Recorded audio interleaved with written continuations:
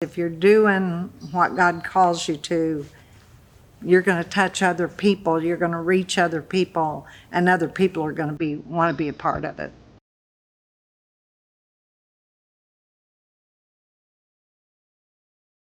We really started with a pretty small number early on. We basically had 25 adults and then a bunch of kids.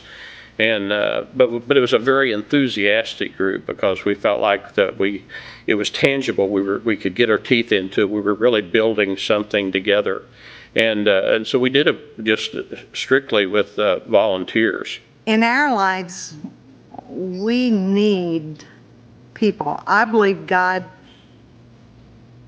gave us that in our life, that we were born with a void for Him and a void for other people. Other relationships, yeah. And if we stay home, we miss that. We don't have that. It doesn't put into our life. So we knew that we needed a place where we were going to church every week, that we could be a part of, that we could be involved in. And we knew there were a lot of other people that needed that too, that weren't at that time going to a different church. And so we wanted to make something they could all feel comfortable in and be a part of. It's a group of people that share a unique love for one another that transcends what most people are used to.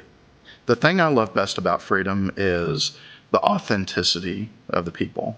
And as a church body, we're not trying to be anything that we're not. We're not trying to emulate the church down the street or one that we may see on TV. We're simply serving the Lord with a sincerity of heart, and to do it in an authentic way. When we think about church, we think about almost like Sunday morning worship.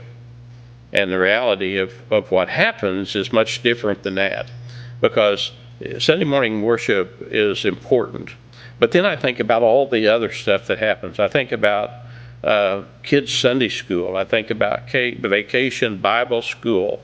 I think about the church when it steps in, kind of unknown to everybody, but step in when people have critical needs, maybe trying to meet rent or whatever those things, but just help people along when we have those life challenges.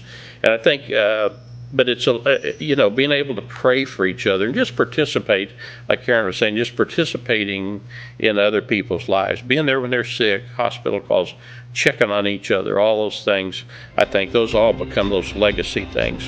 And I think that's what our church does well, is I think the people of our church come alongside, go beyond themselves, and don't worry about how this feels to them, but they worry about, is that other person being encouraged?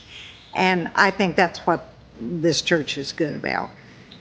Freedom means so many different things to many different people. And when we talk about freedom, we're not talking about this physical building that we're in. It's the people that make up the church body. That's what means so much to so many different people. We're just not people who pass one another going in and out the door and say hello. It goes much deeper than that. It's about relationships here. One of the things that I love about Freedom is we have people from all kinds of walks of life, all kinds of different professions, all kinds of different income levels. But yet we come together with that one common denominator, which is our faith in Jesus Christ, and being able to see lives changed and souls won.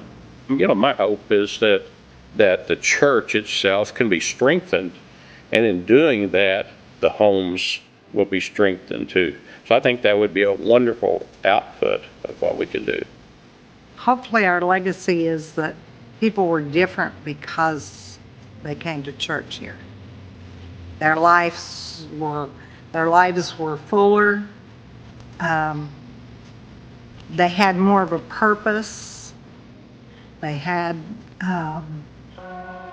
were involved in something bigger than themselves. And because of that, they were a better person.